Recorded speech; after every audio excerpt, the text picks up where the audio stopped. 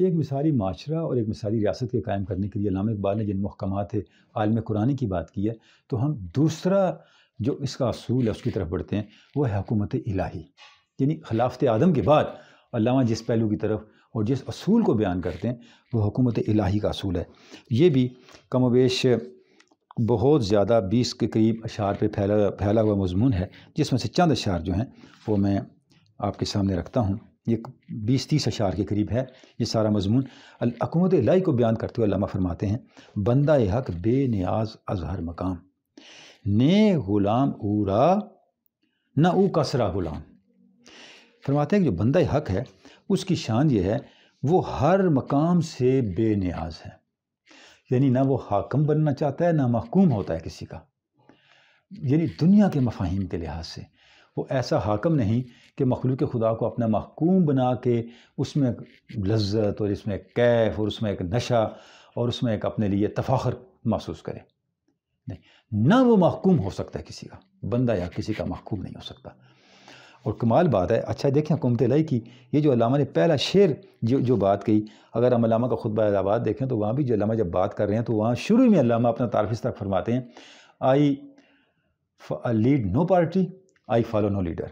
تو یعنی کسی نہ کسی حد تک ہم دیکھتے ہیں کہ علامہ کا جو تھاٹ پروسیس ہے اس میں کس طرح سے ہمیں ایک تسلسل اور ایک اس طرح ایک تلازم جو ہے وہ نظر آ رہا ہے. اچھا اب جو حکومت الہی کو بیان کرتے پہلی بات علامہ نے کیا کہی کہ بندہ مومن جو ہے وہ نہ غلام ہوتا ہے نہ آقا ہوتا ہے. بندہ حق مرد آزاد است و بس، ملک و آئینش خدا داد است و بس. کہتے ہیں بندہ حق جو ہے وہ بندہ آزاد ہوتا ہے. بندہ آزاد کا مطلب یہ ہے وہ کسی دنیاوی حکمران کے قانون کا پابند نہیں ہوتا. اس کا آئین صرف وہی ہے جو اللہ کا عطا کردہ قانون ہے، وہی اس کا آئین ہوتا ہے. رسم و راہ و دین و آئینش ز حق، زشت و خوب و تلخ و نوشینش ز حق.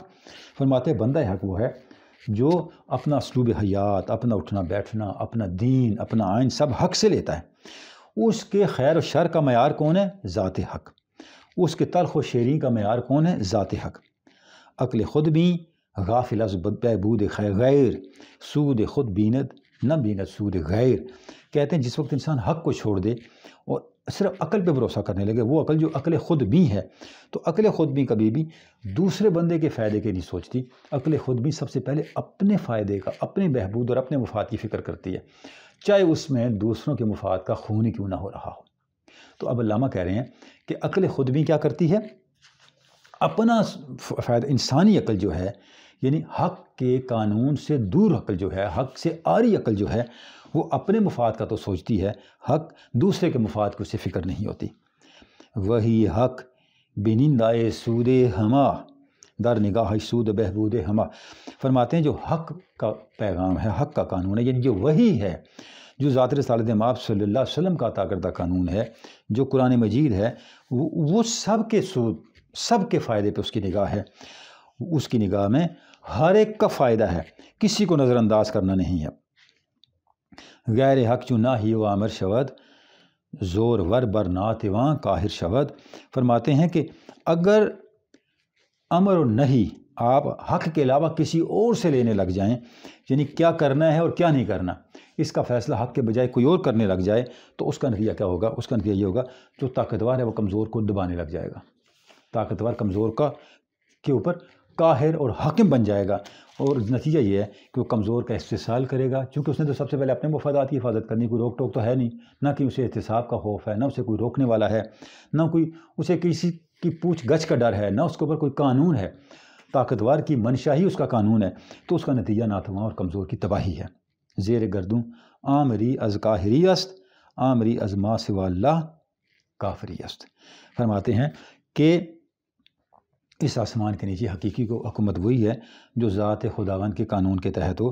اگر ذات خداوند کے قانون کے علاوہ کسی طریقے سے آپ حکومت قائم کرتے ہیں تو اسے ہم کافری کے علاوہ کوئی اور عنوان نہیں دے سکتے. حاصل آئین و دستور ملوک، دے خدایاں فربا و دہکاں چدوک. فرماتے ہیں کہ جو بادشاہوں کے قانون ہیں، جو دنیا داروں کے قانون ہیں، ان کا نتیجہ کیا نکلا ہے؟ ان کا نتیجہ یہ نکلا ہے کہ جاگیردار فربا ہوتا جا رہا ہے، طاقتور ہوتا جا رہا ہے، موٹا ہوتا جا رہا ہے، اس کی دولت، اس کی جائیدادیں، اس کے وسائل، اس کی سہولتیں بڑھتی جا رہی ہیں، اور جو دہقاں ہے وہ بیچارہ دبلا ہوتا جا رہا ہے، وہ نچڑتا جا رہا ہے، اس کی ہر سہولت، اس کا ہر حق اس سے چھنتا جا رہا ہے۔ یہ کس کا نتیجہ ہے؟ یہ نتیجہ آئین و دستور ملوک کا ہے۔ یہ اس آئین اور اس دستور کا نتیجہ ہے جو ہم نے ذات حق کے عطا کردہ قانون کو چھوڑ کے دوسرے قانون اختیار کر لیے ہیں۔ ایک اور جگہ پہ علامہ نے در اسرار شریعت کے نام سے جو ان کی نظم ہے، اس میں علامہ نے اسی بات کو دوسرے انداز سے یوں بیان کیا ہے کہ کس نہ باشد در جہاں محتاج کس نقطۂ شرع مبین است و بس، کہ شرع مبین کا، اللہ کے دیے قانون کا جو اصل مقصد کیا ہے وہ یہ ہے کہ اس دنیا کے اندر، اس زمین پر کوئی شخص کسی کا محتاج نہ ہو، کوئی شخص کسی کا ماتحت نہ ہو، کوئی شخص کسی کا غلام نہ ہو۔ تو اب وہی بات علامہ یہاں پر بیان کر رہے ہیں، فرماتے ہیں وائے بر دستور جمہور فرنگ مردہ تر شد مردہ از سور فرنگ۔ فرماتے ہیں کہ جو جمہور فرنگ کا دستور ہے اس کا نتیجہ یہ ہے جو مردہ تھا وہ مزید مردہ ہوتا جا رہا ہے، مزید موت سے دوچار ہوتا جا رہا ہے۔ حالانکہ سور پھونکنے سے تو مردے میں جان پڑتی ہے، اسے قبروں سے نکل کے مردے کھڑے ہو جاتے ہیں، لیکن فرنگ نے وہ سور پھونکی ہے جس کے نتیجے میں جو مردہ تھا اس کی موت مزید پختہ اور مزید شدید ہو گئی ہے۔ اب اس کا زندگی کی طرف لوٹنے کے امکانات مزید کم ہو گئے ہیں۔ کیوں؟ وہ ضابطہ ہی ایسا ہے، وہ قانون ہی ایسا ہے جس کے نتیجے میں کمزور قوموں نے مزید کمزور ہونا ہے۔ کمزور قوموں کے لیے، اپنے حقوق سے محروم قوموں کے لیے کھڑا ہونے کی اور اپنے حقوق کی باز یافت کی کوئی سبیل اس کے اندر باقی نظر نہیں آتی۔ گرچہ دارت شیوہ ہائے رنگ رنگ من بجز عبرت نہ گیرم از فرنگ۔ فرماتے ہیں اگرچہ کہ ویسٹ کی جو ڈیولپمنٹ ہے، ویسٹ کی ترقی ہے، مغرب کی ترقی ہے، اس کے کئی پہلو ہیں جو انسان کی آنکھوں کو چندیا دیتے ہیں، کئی گوشے ہیں، زندگی کے کتنے ایسے میدان ہیں جہاں پہ مغربی تہذیب نے ترقی کے نئے سے نئے سنگ میل نصب کیے، نئی سے نئی منزلیں طے کی ہیں، لیکن فرماتے ہیں میں جب اس کو ایز اے ہول دیکھتا ہوں تو مجھے سوائے عبرت کے وہاں سے کچھ نہیں ملتا۔ میں تو وہاں سے عبرت پکڑتا ہوں صرف کہ اس کا اینڈ نٹ شل کیا ہے، حاصل کیا ہے۔ فرماتے ہیں اے بتقلیدش اسیر آزاد شو دامن قرآن بگیر آزاد شو۔ ہے بندہ مومن، تو اس کی تقلید میں چلا گیا ہے، تو مغرب کی اور انسان کے بنائے ہوئے قانون اور مغرب کے بنائے ہوئے ضابطے، مغرب کی دی ہوئی آئیڈیالوجیز، ان کا قیدی ہو گیا ہے۔ اس قید سے نکلنے کی کوشش کر، اپنے آپ کو اس قید سے آزاد کر، اس قید سے نکل کے قرآن مجید کے دامن کو پکڑ، قرآن مجید کے پاس آ۔ جب تو قرآن مجید کے پاس آئے گا، قرآن حکیم کی ہدایت کو پکڑے گا، تو پھر تو اس حقیقت کو سمجھ سکے گا کہ انسان کس طرح اس مقام پہ پہنچے، نہ وہ کسی کا غلام ہو، نہ اس کا کوئی غلام ہو۔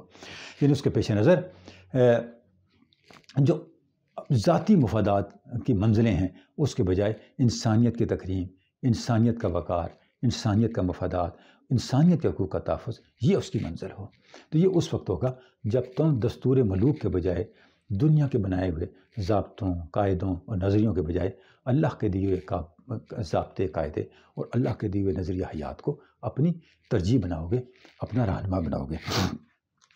تو جناب یہ حکومت الہی کے ذیل میں علامہ نے اس انداز کے ساتھ جو انسانی افکار ہیں ان کو اور جو قرآن مجید کی فکر ہے اس کا کمپیریٹیو ویو دے کے ہمیں بتایا ہے کہ ایک آئیڈیل جو سوسائٹی ہے اور ایک آئیڈیل ریاست ہے، اس کے اندر گورننس کا مقصد کیا ہونا چاہیے، حکومت کا مقصد کیا ہونا چاہیے۔ اس مقصد کی طرف علامہ میں نشاندہی کر کے بتاتے ہیں کہ جہاں ہر شخص کا حق محفوظ ہو، ہر شخص کی تکریم محفوظ ہو، اور انسان کو انسان ہونے کے ناطے ہر طرح کی غلامی سے آزاد کر کے اس کو اس کے ہر حق تک رسائی کا برابر موقع دیا جا رہا ہو، یہ حاصل ہے حکومت الہیہ کا۔ اور اگر ہم اس کو چھوڑ کے انسانی ضابطوں کی جو ہے پیروی کریں گے تو اس کا نتیجہ کیا ہوگا؟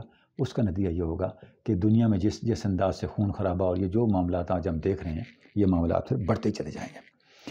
تیسرا جو اصول ہے جی وہ ہے عرض مل کے خدا است۔ یہ علامہ کی جو فکر ہے اس کا بہت ہی آپ کہہ سکتے ہیں کہ ایک انقلابی پہلو ہے جس کی طرف علامہ میں یہاں اشارہ کرتے ہیں۔ آپ فرماتے ہیں سرگزشت آدم اندر شرق و غرب بہر خاک فتنہ ہائے ہر بزرگ۔ کہتے ہیں انسان کی پوری تاریخ کو دیکھ لیں، پوری سرگزشت کو دیکھ لیں، وہ کیا ہے؟ وہ زمین کے لیے ہر بزرگ کی تاریخ ہے یعنی زمین پر قبضہ کرنے کے لیے، بحر خاک مٹی پر قبضہ کرنے کے لیے انسان نے جنگیں لڑی ہیں، خون بہائے ہیں، ایک دوسرے کی گردنیں کاٹی ہیں، نسلوں کی نسلیں، قوموں کی قومیں، ملکوں کے ملک اور معاشروں کے معاشرے تباہ و برباد کر دیے ہیں۔ مقصد کیا تھا؟ کہ ہم اس زمین پہ ہم قابض ہو جائیں اور کوئی دوسرا ہمارے زیر قبضہ جگہ پہ رہنے کے، اس پہ موجود ہونے کا جو ہے وہ دعویٰ نہ کرے۔ یک عروس و شوہری او ما ہما آ فسوں گر بے ہما ہم با ہما۔ فرماتے ہیں کہ یہ اس کی مثال ایسے کہ دلہن ایک ہے اور ہم سب اس کا شوہر بننے کے چکر میں ہیں، ہم سب اس کے شوہر بننا چاہتے ہیں، اور یہ ایسی فسوگر دلہن ہے، یہ ایسی جادو انگیز اور جادو کا اثر رکھنے والی دلہن ہے کہ یہ کسی کے ساتھ بھی نہیں ہے اور سب کے ساتھ ہے، یعنی فی الاصل یہ کسی کی نہیں ہے۔ یعنی اسی زمین کے لیے انسان لڑتے لڑتے اس کے پیٹ میں چلا جاتا ہے، اس کو ساتھ لے کے کوئی نہیں جاتا، لیکن پھر بھی زندگی ساری اسی دوڑ میں خرچ کر دیتا ہے۔ تو علامہ کہہ رہے ہیں کہ یہ ایک ایسی دلہن ہے جو کسی کے ساتھ بھی نہیں ہے، کسی کے ساتھ اس کی وفا نہیں ہے، پھر بھی سب اسے اپنا سمجھتے ہیں اور اپنا کرنے کے لیے ہر اصول کو رون دیتے ہیں، ہر ضابطے کو رون دیتے ہیں۔ تو یہ انسان کی نفسیات ہے جو انسان زمین پر قبضہ کرنے کے والے سے پہلے دن سے لے کے چلتا چلا جا رہا ہے۔ حق ضمیرہ جز متاع ما نہ گفت ہی متاع بے بہا مفت است مفت۔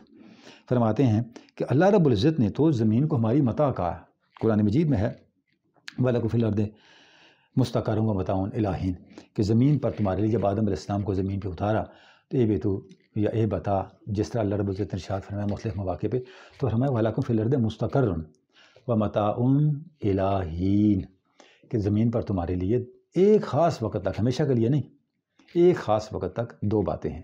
ایک تمہارا جائے قرار ہے، تمہارا ٹھکانہ ہے، اور دوسرا یہ زمین تمہارے لیے متاع ہے۔ متاع کا مطلب ہے کہ آپ اس سے فائدہ اٹھاؤ۔ تو اب علامہ کہتے ہیں یہ اس سے فائدہ اٹھانا اس لیے تھا کہ یہ سب کے لیے ہے۔ یہ متاع بے بہا مفت کا مطلب یہ ہے یہ سب کے لیے ہے، یعنی یہ نہیں کہ جس کے پاس طاقت اقتدار ہے وہ تو جا کے قبضہ کر لے، اور جس کے پاس طاقت کم ہے، اختیار کم ہے، رسائی کم ہے، وہ بالکل ہی سکڑ کے محروم ہو جائے، یہ نہیں ہے۔ تو علامہ اس تصور کو یہاں پہ الیبوریٹ کر رہے ہیں۔ آگے فرماتے دے خدایا نقطہ ازمن پذیر رزق و گور ازوے بگیر و اورا مگیر۔ فرماتے ہیں ہے جاگیردارا میری بات سن، زمین سے تم صرف دو چیزیں لے سکتے ہو، جب تک زندہ ہو اس سے اتنا رزق لو جو تمہاری زندگی کے لیے ضروری ہے، اور جب مر جاؤ تو اتنی جگہ لو جو تمہاری قبر کے لیے ضروری ہے۔ یعنی جتنا تمہیں رزق چاہیے وہ رزق اس سے لے سکتے ہو، یہ نہیں کہ ساری مخلوق خدا کا رزق سمیٹ کے اپنے ہی گھر میں ڈھیر کر لو اور خلق خدا بھوکوں مرتی رہے، تڑپتی رہے، اور جب مر جاؤ تو تمہاری جگہ صرف ایک قبر کی ہے، یہ تمہارا حق ہے۔ یہ دو چیزیں تم زمین سے لے سکتے ہو کہ رزق و گور ازوے بگیر اورا مگیر، پوری زمین پہ قبضہ کرنے کی کوشش نہ کرو۔ باطن الارض للہ ظاہر است ہر کہ این ظاہر نہ بیند کافر است۔ فرماتے ہیں الارض للہ پہ غور تو کرو، اس کا مطلب کیا ہے؟ اس کا مطلب ہے زمین کا حقیقی مالک صرف اللہ ہے، اور جو اس نقطے کو نہیں سمجھتا اس کو میں مسلمان کیسے سمجھوں؟ میں تو اسے کافر ہی سمجھوں گا کہ اس نقطے کا یا تو منکر ہے یا اس نقطے سے جاہل ہے، اس نقطے کو جانتا نہیں ہے۔ یعنی زمین کا مطلق مالک اللہ کے علاوہ کوئی نہیں ہو سکتا۔ من نگویم درگزر از کاہو کوئے دولت تست است ای جہان رنگ و بوئے۔ علامہ کہتے ہیں میں نہیں کہتا کہ دنیا ترک کر دو یا گھر بار اور جو رونقیں جو ہم نے بنا رکھی ہیں ان کو بالکل چھوڑ دو، یہ جہان رنگ و بو بھی تمہاری دولت ہے، لیکن اس میں اتنا نہ الجھ جاؤ کہ بقیہ کو کیا کہتے ہیں ملک بدر یعنی ارض بدر کرنے پہ تل جاؤ، زمین بدر کرنے پہ تل جاؤ، ایسا نہ کرو۔ از طریق آزری بیگانہ باش بر مراد خود جہان نو تراش۔ فرماتے ہیں کہ طریق آزری پہ نہ چلو بلکہ نئی دنیا پیدا کرو، نئی دنیا پیدا کرو، مردن بے برگ و بے گورو کفن گم شدن در نکراؤ فرزند و زن۔ کیسے نئی دنیا پیدا کرو کہ یہ جو تم نے اپنے اوپر زمین کی قیدیں لگا رکھی ہیں ان قیدوں سے نکلنے کی کوشش کرو۔ اگر تم سونے چاندی، زمین، اولاد اور عورت ہی کی محبت میں گم ہو گئے تو اس کا مطلب یہ ہے تم بغیر قبر اور کفن کے مر گئے، ایسے مرے کہ نہ تمہاری قبر ہے نہ تمہارا کفن ہے، ہر کے حرف لا الہ ازبر کند، آل میرا گم بخیش اندر کند۔ فرماتے ہیں جس کو لا الہ کا معنی سمجھ آ جائے وہ دنیا میں گم نہیں ہوتا، دنیا اس میں گم ہوتی ہے۔ فقر جو و رقص و اریانی کجا است، فقر سلطانی است رہبانی کجا است۔ فرماتے ہیں کہ جو فقر کا تصور قرآن مجید دیتا ہے وہ بھوک، وہ بے لباس ہو جانا، وہ دمارے ڈالنا، محض وجد کرنا، اس کا نام فقر نہیں ہے۔ فقر رہبانی نہیں ہے، فقر سلطانی ہے، فقر کائنات پر حکمرانی ہے۔ اور کیسی حکمرانی کہ اس حکمرانی کا آغاز سب سے پہلے انسان کی اپنی ذات سے ہوتا ہے۔ جب وہ اپنی ذات پر فقر کو حکمران کرتا ہے تو وہ ہر طرح کے نفسانی اور جو مادی فیٹرز ہیں، مادی بندھن ہیں، ان سے آزاد ہوتا ہے۔ جب وہ ان سے آزاد ہوتا ہے اس کے بعد پھر وہ مادیت پر حکمران ہوتا ہے، وہ پھر دنیا پر حکمران ہوتا ہے، اور دنیا کو پھر وہ آفاقی اصولوں کی طرف لے کے آتا ہے، اس معاشرے کی طرف لے کے آتا ہے جہاں کوئی طاقتور کسی کمزور کا اپنے اس طرح کے مفادات کے لیے استحصال نہیں کر سکتا۔ تو الارض جو زمین ملک خدا ہے کا مطلب یہ ہے کہ اس کائنات کے اندر انسان کے پہلے دن سے لے کے آج تک بہت سے مسائل کے پیدا ہونے کا سبب یہ ہے کہ انسان نے کیا کیا ہے، انسان نے بہت زیادہ خون خرابہ کیا ہے، خون بہایا ہے، کس کے لیے؟ زمین پر قبضہ کرنے کے لیے، نسلوں کی نسلیں اجاڑ دی ہیں اور قوموں کی قومیں اجاڑ دی ہیں۔ تو علامہ یہ فرما رہے ہیں کہ قرآن مجید کی تعلیم یہ ہے کہ ہم زمین سے وہ کچھ لے سکتے ہیں جو ہمارا حق ہے، زمین پر آباد لوگوں سے زمین نہیں لے سکتے۔ اچھا، اب جو ہمارا حق ہے وہ کیا ہے؟ وہ ہماری زندگی کی ناگزیر ضروریات ہیں جب تک زندہ ہیں، اور مرنے کے بعد زندگی میں زمین کے اندر زمین میں باعزت قیام ہے، ایک گور کی، ایک قبر کی جگہ ہے۔ اب ان اصولوں کو جب آپ معاشی بنیادوں پہ، قانونی بنیادوں پہ ایک نظام میں ڈالتے ہیں تو اس سے کیا ہوتا ہے؟ اس سے یہ ہوتا ہے کہ معاشی استحصال کے دروازے بند ہوتے ہیں، اور جو کمزور کا استحصال اور کمزور پر مظالم طاقتور کی طرف سے ہوتے ہیں ان کا دروازہ بند ہو جاتا ہے، وہ امکانات رک جاتے ہیں۔ ان اصولوں سے، ان آئینی اقدامات سے، ان قانونی اقدامات سے جو اس روح کے مطابق ایک مثالی حکومت کی طرف سے کیے جاتے ہیں، جیسا کہ قرآن مجید کی تعلیمات ہے، لکہ علاج اور بین اغنیاء منکم، بہت ساری تعلیمات جو آیات ہیں جو ان چیزوں کو، ان کی جزئیات کو، ان کی مختلف تفصیلات کو، ان کے مختلف پہلوؤں کو ہمارے سامنے ایلیبوریٹ کرتی ہیں۔ یعنی جیسے میں نے عرض کیا، علامہ جو بات ہمیں کہہ رہے ہیں وہ بالکل مائنر، ایک زیرو لیول سے، بہت لوسٹ لیول سے اٹھا کے بہت آئیڈیل جو سچویشن ہے اس تک ہمیں لے کے جاتی ہے۔ اب ہمارا سفر ہے، ہماری پرواز ہے کہ ہم کہاں سے بات شروع کرتے ہیں، کہاں تک لے کے جا سکتے ہیں، اور اس آئیڈیل سٹیٹس کو اچیو کرنے کے لیے کہاں تک کامیاب ہو سکتے ہیں۔ علامہ اقبال نے جب خطبہ الہٰ میں ایک الگ ملک کی بات کی تھی اس وقت بھی اس کو خیال ہی سمجھا جا رہا تھا، اور کہنے والے یہ کہہ رہے تھے یہ کوئی سیاسی پلان نہیں دیا، علامہ اقبال نے سیاسی غزل پڑھی ہے، جو خیالوں میں تو ہو سکتا ہے، حقیقت میں نہیں ہو سکتا۔ ہندو، انگریز، مشرق، مغرب، سب کانٹیننٹ، یورپ، سب جگہ اس طرح کے تبصرے ہو رہے تھے، اور ہر ایک اس کی اپنی اپنی تعبیر کر کے اس کو ہوا میں اڑانے کی اس تصور کو کوشش کر رہا تھا۔ لیکن آپ دیکھیں مسلمان بھی اس تصور کو ہضم کرنے اور اس کو اون کرنے کے لیے اپنے آپ کو اتنا اپنے اندر دم نہیں پاتے تھے، لیکن پھر بات رکی نہیں، وہی بات جو کبھی صرف ایک خیال تھی پھر وہ حقیقت بن گئی within 17 years۔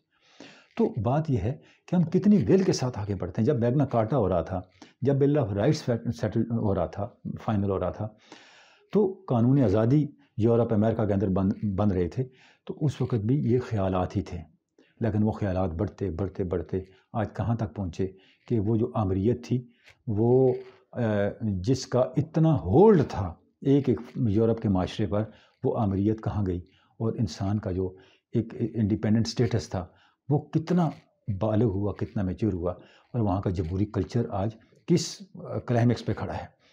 تو علامہ اقبال جو تصورات دے رہے ہیں یہ تصورات بھی لگتے آئیڈیا ہیں، آئیڈیل لگتے ہیں، لیکن ہر بڑی حقیقت کسی آئیڈیل سے شروع ہوتی ہے، ہر مادی کامیابی کسی آئیڈیل کو سامنے رکھ کے شروع ہوتی ہے۔ آپ اس آئیڈیل تک جو پہلے صرف ایک خیال ایک امر محال لگتا ہے، ایک تصور اور افسانہ لگتا ہے، لیکن جب آپ اس طرف چل پڑتے ہیں تو پھر وہ حقیقت بننے لگتا ہے۔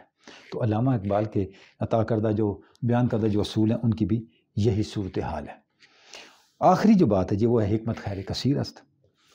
محکمات عالم قرآنی میں سے جو 4 اصول ہیں، یعنی پہلا خلافت آدم، دوسرا حکومت الہی، تیسرا عرض ملک خدا است، اور چوتھا جو ہے وہ حکمت خیر کثیر است۔ اچھا پھر میں عرض کرتا ہوں، یہ جاوید نامہ کے اندر ہے جو علامہ اقبال کی بہت بڑی شعری کتاب ہے، اور جس کو علامہ اقبال کا میگنم اوپس بھی کہا جاتا ہے، اور یہ وہ کتاب ہے جس کے بارے میں علامہ اقبال نے فرمایا تھا کہ اس کتاب کو لکھنے کے بعد اب میرے پاس قوم کو دینے کے لیے کچھ نہیں رہ گیا، اس کتاب نے میرے دماغ کو نچوڑ لیا ہے۔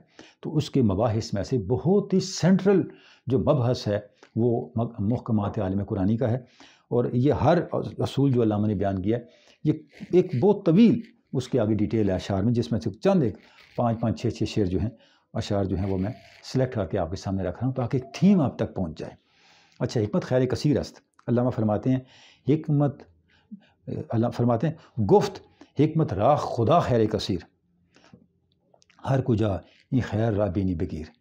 ارشاد ربانی ہے نا، وَمَن یُؤْتَ الْحُکْمَةَ فَقَدْ أُوتِیَ خَیْرًا کثیرًا، جسے حکمت عطا کی گئی اسے خیر کثیر عطا کی گئی۔ تو فرماتے ہیں اللہ رب العزت نے حکمت کو خیر کثیر کہا ہے، لہٰذا خیر کثیر جہاں سے ملے لے لو، جہاں سے ملے لے لو۔ نسخہ تفسیر کل، بستہ تقدیر او تقدیر کل۔ فرماتے ہیں کہ جو اس کا نسخہ ہے یہ تفسیر کل ہے، اور حکمت کی تدبیر جو ہے وہ تقدیر کل ہے، یعنی کائنات کا جتنا چلنے کا نظام ہے، چلنے کا جو اللہ نے اندازہ مقرر کیا ہے، وہ جس تدبیر کے تحت چل رہا ہے اس تدبیر کو حکمت فالو کر سکتی ہے، حکمت کیپچر کر سکتی ہے، حکمت انڈرسٹینڈ کر سکتی ہے۔ جتنی سائنس اور ٹیکنالوجی ہے، قوانین فطرت کو سمجھنے کی انسانی جد و جہد ہے، یہ سب کی سب اسی نقطہ حکمت فمن اوتی الحکمت فقد اوتی ومن یؤت الحکمت فقد اوتی خیرا کثیرا کی وضاحت ہے، تفصیل ہے۔ چشم اوبر بر واردات کائنات تاب بینت محکمات کائنات۔ فرماتے ہیں یہ جو حکمت ہے نا جی، اس کا مطلب کیا ہے؟ حکمت بنیادی طور پہ کائنات کے رواں دواں ہونے کے عمل کو سمجھنے کا نام ہے، اور یہ محکمات کائنات تک اس کی نگاہ پہنچتی ہے، کائنات کے اصولوں پہ کھڑی ہے، اس تک نگاہ پہنچتی ہے اس کی۔ دل اگر بندد بحق پیغمبری است، ورز حق بیگانہ گردد کافری است۔ فرماتے ہیں اگر ہمارا دل حق کے ساتھ ہو تو پھر ہمارا طریق پیغمبری کا طریق ہے، پیغمبروں کا راستہ ہے، اور اگر ہم حق کو چھوڑ کے چلیں تو پھر ہمارا طریق کافری ہے، ہمارا طریق بغاوت کا ہے۔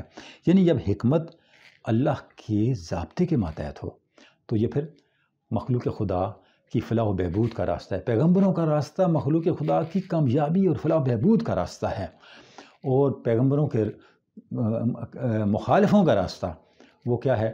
وہ انسانیت کے استحصال، تباہی اور بربادی کا راستہ ہے، کافری کا راستہ ہے۔ علم را بے سوز دل خانی شارست، نور او تاریکی بحر و بارست۔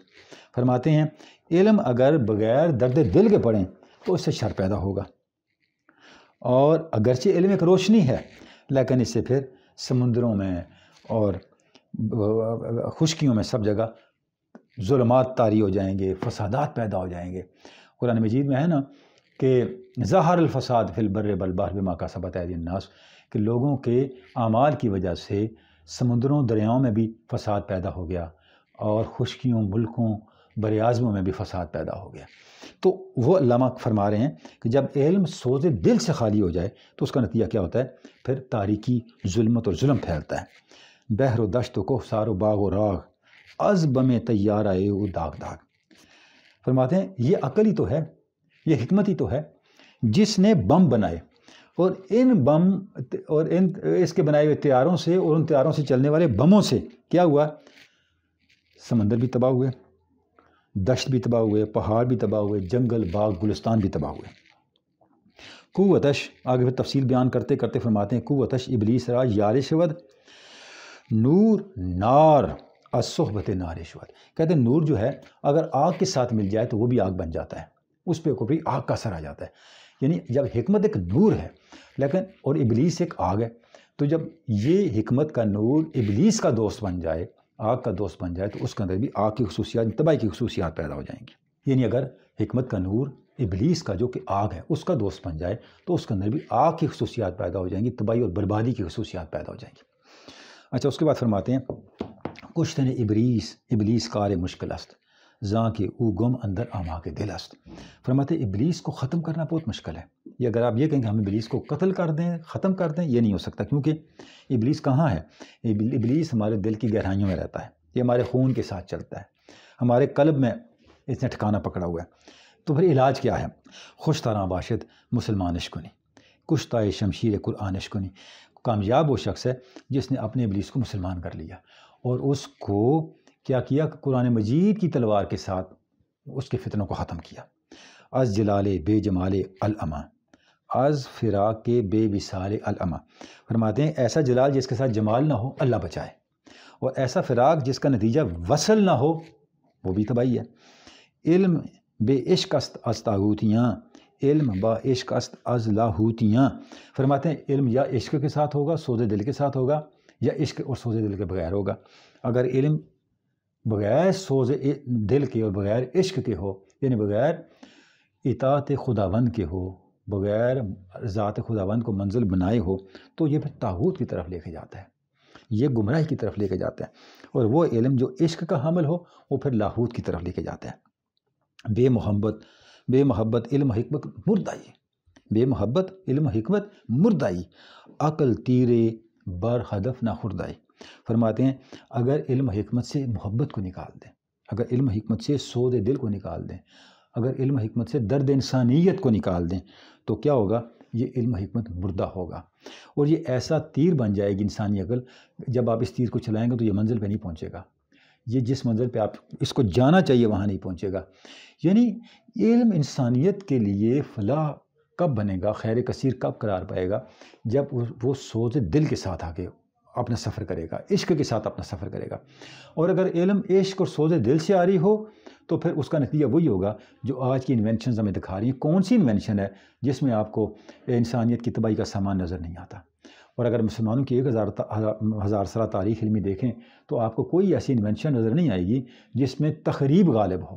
یہ ایک تہذیبی مزاج ہے، یعنی جب آپ کی تہذیب کے مزاج کے اندر جو آبدئی کا تصور ہے کہ ہم جو کر رہے ہیں ہم نے مرنے کے بعد اللہ کے سامنے کھڑے ہو کے اس کا جواب دینا ہے، تو پھر آپ ایسا کوئی کام نہیں کریں گے جو آپ کو وہاں شرمندہ کرے۔ اگر آپ کی تہذیب آپ کو یہ سکھاتی ہے کہ وَلَقَدْ كَرَّمْنَا بَنِي آدَمَ وَحَمَلْنَاهُمْ فِي الْبَرِّ وَالْبَحْرِ، کہ اللہ نے انسان کو تکریم عطا کی ہے، سمندروں میں، خشکیوں میں، ہواؤں میں، فضاؤں میں، ہر جگہ انسان کو باعزت اور با تکریم بنایا ہے، تو پھر آپ کوئی ایسا عمل نہیں کریں گے جس سے انسان کی اجتماعی تکریم پہ حرف آتا ہو۔ لیکن جب آپ کی تہذیب سکھائی یہ رہی ہو کہ ہم نے کمزور کا خون کر کے اپنے آپ کو بڑا بنانا ہے، اپنے طاقت کو جو ہے وہ بڑھانا ہے، اپنے سرمایہ کو بڑھانا ہے، اپنے وسائل کو بڑھانا ہے، اپنے ذخائر کو بڑھانا ہے، چاہے کمزور قوموں کی ہڈیاں بھی نوچ لیں، تو اس کا نتیجہ وہی ہوگا کہ آپ پوری دنیا کو تباہی کے ایک ڈھیر پہ بٹھا دیں گے، اور کوئی پتہ نہیں کب ایک معمولی سا پٹاخہ اس پورے کے پورے ڈھیر کو آگ کا سلگتا ہوا ڈھیر بنا دے، خدا نہ خواستہ، اور ہم کسی تباہی سے بڑی تباہی سے دو چار ہو جائیں۔ تو وہ علامہ فرما رہے ہیں کہ علم بے محبت علم حکمت مردائی۔ اب کرنا کیا ہے؟ فرماتے ہیں کور را بے نیندائے از دیدار کن بول حبرا حیدر کرار کن۔ فرماتے ہیں کہ یہ علم اندھا ہے، اس کو دیدار کے ذریعے اس کی جو بینائی ہے اس کو بحال کرو۔ کس کے دیدار کے ذریعے؟ ذات حق کے دیدار کے ذریعے، یعنی علم کو نور حق کے قریب لے کے آئیں، وحی کے قریب لے کے آئیں، اس کو وحی کے ماتحت کریں۔ جب آپ علم کو وحی کے اپنی حکمت کو، اپنی عقل کے اچیومنٹس کو، اپنی عقل کی پرفارمنس کو، اپنے عقل کے سائنس کے، ٹیکنالوجی کے، تسخیر کائنات کے سفر کو قانون الہی کے، قرآن مجید کے اصولوں کے، قرآن مجید کی رہنمائی کے ماتحت کریں گے تو اس کا نابینا پن بینائی میں بدل جائے گا۔ ابھی یہ بولہب ہے، پھر یہ حیدر کرار میں بدلے گا۔ آپ دیکھیں نا، آپ سے ارشاد فرمایا کہ میں علم کا شہر ہوں اور علی اس کا دروازہ ہے۔ تو جو حقیقی علم کا نمائندہ کون ہے؟ سیدنا علی مرتضیٰ۔ علامہ فرما رہے ہیں ہمیں وہ علم چاہیے جو حیدر کرار بنائے، وہ علم نہیں چاہیے جو بولہب بنائے۔ بولہب بھی ایک استعارہ ہے اور حیدر کرار بھی ایک استعارہ ہے۔ حیدر کرار کی کیا شان ہے کہ جیسے ہی ایک کافر کو آپ نے مغلوب کر لیا اور اس میں تھوڑا سا شائبہ آ گیا کہ یہ ایک سارا معاملہ میرے کے اپنے نفس کو لیے تو نہیں، اس کو وہیں چھوڑ دیا۔ اور ابو لہب کیا ہے؟ ابو لہب حق کو ہر حال میں اس کی نفی کرنے کا نام ابو لہبیت ہے، اور حق کا راستہ روکنے کا نام ابو لہبیت ہے، اور معاشرے کو، سوسائٹی کو، ریاست کو حق سے دور رکھنے کا نام ابو لہبیت ہے۔ تو علامہ یہ کہہ رہے ہیں علم ایسا ہو جو ابو لہبیت کے کردار کا حامل ہمیں نہ بنائے، علم ایسا جو ہمیں حیدر کرار کے کردار کا عمل بنائے۔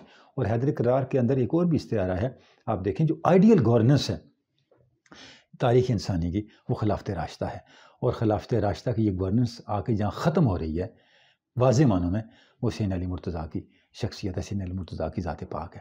تو ہم نے اس سوسائٹی کی طرف جانا ہے جو سین علی مرتضیٰ کی اور خلافت راشدہ کی دیو اقتدار کی نمائندہ سوسائٹی ہے۔ تو وہ کب ہوگی؟ جب ہم علم کو بھی ابو لہبیت سے نکال کے حیدریت کی طرف لے کے آئیں گے، علویت کی طرف لے کے آئیں گے۔ تو یہ حکمت کثیر کا اس انداز سے علامہ حکمت کثیر کا ہونا بیان کرتے ہیں، اور بتاتے ہیں کہ علم کب ہمارے معاشرے کو حقیقی انسانی معاشرہ بناتا ہے، اور علم کب ہماری علمی فتوحات کو انسانی فتوحات بناتا ہے، اور اس میں سے انسان دشمنی کے پہلو کو ختم کرتا ہے۔